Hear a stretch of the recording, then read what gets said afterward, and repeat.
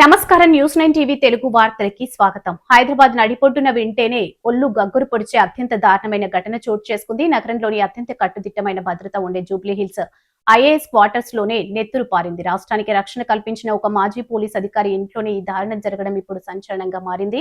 Retired IPS అధికారి వినయ్ రంజన్ రే భార్యను ఇంట్లోనే అతి కిరాతకంగా నరికి చంపారు. ఇంతటి ఘాతుకానికి పాల్పడింది బయట వ్యక్తులు కాదు, వాళ్ళు ఎంతో నమ్మి ఇంట్లో పనికి పెట్టుకున్న పని మనిషి ఈ దారుణానికి ఒడిగట్టినట్లు పోలీసులు ప్రాథమికంగా గుర్తించారు.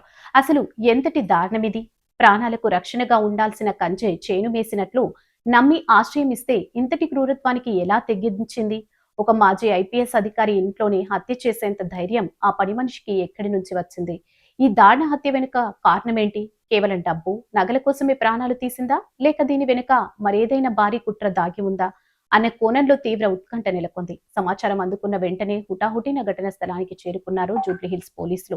ప్రస్తుతం ఐఏఎస్ క్వార్టర్స్ ని తమ ఆధీనంలోకి తీసుకుని అనువనువు క్లూస్ టీమ్ తో జల్లెడ పడుతున్నారు. సామాన్యులకే కాదు, ఏకంగా ఐపీఎస్ కుటుంబానికి రక్షణ లేకపోతే ఎలా అన్న ప్రశ్నలు ఇప్పుడు నగరవాసులను ఉలిక్కిపడేలా చేస్తున్నాయి.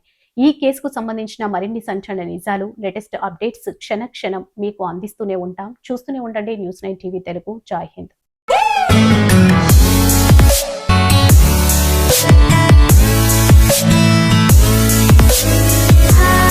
Thank you.